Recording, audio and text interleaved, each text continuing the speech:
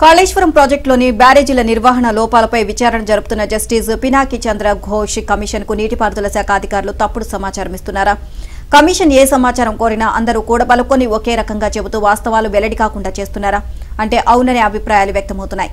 అధికారులు తప్పుడు సమాచారం ఇస్తున్నట్లుగా పీసీ ఘోష్ కమిషన్ గుర్తించింది అని, అందుకే సమగ్ర సమాచారాన్ని అఫిడవిట్ల రూపంలో ఇవ్వాలని కోరింది అని తెలిపింది.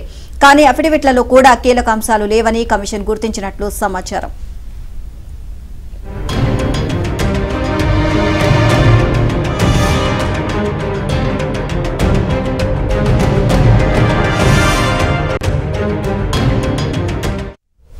విచారణ కమిషన్ కు సమగ్ర సమాచారం అందించాలని, పూర్తి స్థాయిలో సహకరించాలని సీఎం రేవంత్ తో పాటు నీటిపారుదల శాఖ మంత్రి ఉత్తమ్ కుమార్ రెడ్డి ఆదేశించినా వారు తమ తీరు మార్చుకోలేదని తెలుస్తోంది.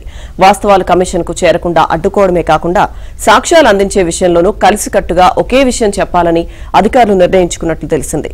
ప్రస్తుతం నీటిపారుదల శాఖలో కీలక బాధ్యతలు చూస్తున్న వారంతా గత ప్రభుత్వంలో చక్రం తిప్పిన వారేనని, కమిషన్ బురిడి కొట్టించేలా అధికారులకు వారే సూచనలు ఇస్తున్నారనే ఆరోపణలున్నాయి. ఇక వీరి సూచన మేరకే అధికారులు ఇంతకు ముందు విజిలెన్స్ అండ్ ఎన్ఫోర్స్మెంట్ తో పాటు జాతీయ ఆనకట్టల భద్రతా సంస్థ నిపుణుల బృందం విచారణ సమయంలో కూడా కూడబలుక్కొని తప్పుడు సమాచారం ఇచ్చినట్లు తెలుస్తోంది.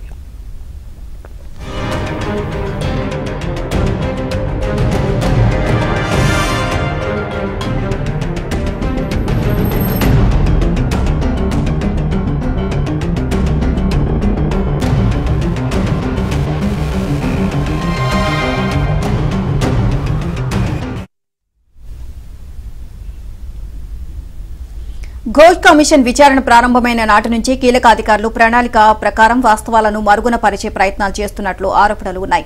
కాళేశ్వరం ప్రాజెక్టులోని మేడిగడ్డ, సుందిళ్ల, అన్నారం బ్యారేజీల పనుల్లో దాదాపు 150 మంది దాకా అధికారులు పాలు పంచుకోగా అందులో 33 మంది క్రియాశీలకంగా వ్యవహరించినట్లు సమాచారం.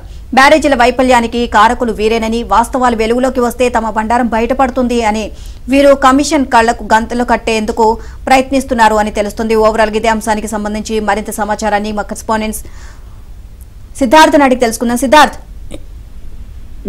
బ్యారేజీలకు సంబంధించి ప్రభుత్వం ఒక కమిషన్ ఏర్పాటు చేసింది. అయితే ఈ కమిషన్ విచారణ ముందరికి పోవడం లేదు అని కమిషన్ కి సంబంధించినటువంటి బాధ్యులు చెప్తా ఉన్నారు. అధికారులు తప్పుడు సమాచారం ఇస్తున్నారు. అధికారులు అందరూ ముందే ఈ విషయాన్ని ఏ విధంగా కమిషన్ కు చెప్పాలి అని ముందే ప్రిపేర్ అయ్యి అదే విషయాలను పదే పదే కమిషన్ కు చెప్తున్నట్టు తెలుస్తా ఉంది. ఇక గత ప్రభుత్వంతోనే అప్పుడున్నటువంటి ఇరిగేషన్ అధికారులు అంటగాగారు. వాళ్ళు అధికారులు చెప్పినట్టు ప్రభుత్వానికి సంబంధించినటువంటి పెద్దలు చెప్పినట్టు విన్నారు.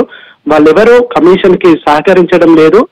దీంతో కమిషన్ అనుకున్నటువంటి లక్ష్యాన్ని చేరుకోవట్లేదు, ఒక కంక్లూజన్ కు రాలేకపోతుంది అని కమిషన్ కి సంబంధించినటువంటి బాధ్యులు చెప్తా ఉన్నారు. దీన్ని ఏ విధంగా ముందుకు తీసుకువెళ్లాలనే అంశానికి సంబంధించి ప్రస్తుతం అయితే చర్చిస్తున్నారు. బహిరంగంగా చర్చిస్తేనే దీనికి సంబంధించినటువంటి విషయాలు వెలుగులోకి వస్తాయని ఒక ప్రాథమిక అంచనాకు వచ్చారు. ఇక అఫిడవిట్ల రూపంలో అప్పుడు జరిగినటువంటి విషయాలపై ఒక క్లారిటీ తీసుకురావాలని కమిషన్ చెప్పినా ఆ అఫిడవిట్ల విషయంలో కూడా సరైన సమాచారాన్ని ఇవ్వడం లేదు. దీంతో బహిరంగంగా ఒక సిట్టింగ్ జడ్జితో పాటు ఈ కమిషన్ సభ్యులు అదేవిధంగా ఎవరినైతే క్వశ్చన్ చేయాలనుకుంటున్నారో వాళ్ళందరినీ పిలిచి ఒక వీడియో రూపంలో ప్రశ్నలు సంధిస్తే దాని నుంచి వచ్చేటువంటి సమాధానాలను రికార్డు చేస్తే తప్ప ఈ కమిషన్ అనుకున్నటువంటి లక్ష్యాన్ని చేరుకోలేదని భావిస్తా ఉన్నారు. ముఖ్యంగా అప్పుడు ఉన్నటువంటి అధికారుల్లో ఎవరు ప్రస్తుత ప్రభుత్వానికి సహకరించట్లేదు, కమిషన్ కి నిజాలు చెప్పట్లేదు.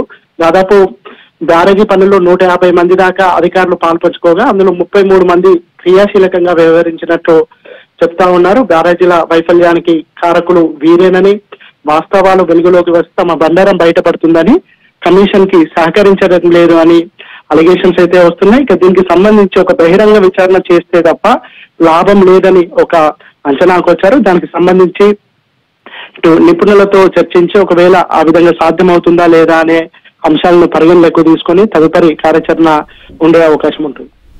Right, thank you Siddharth.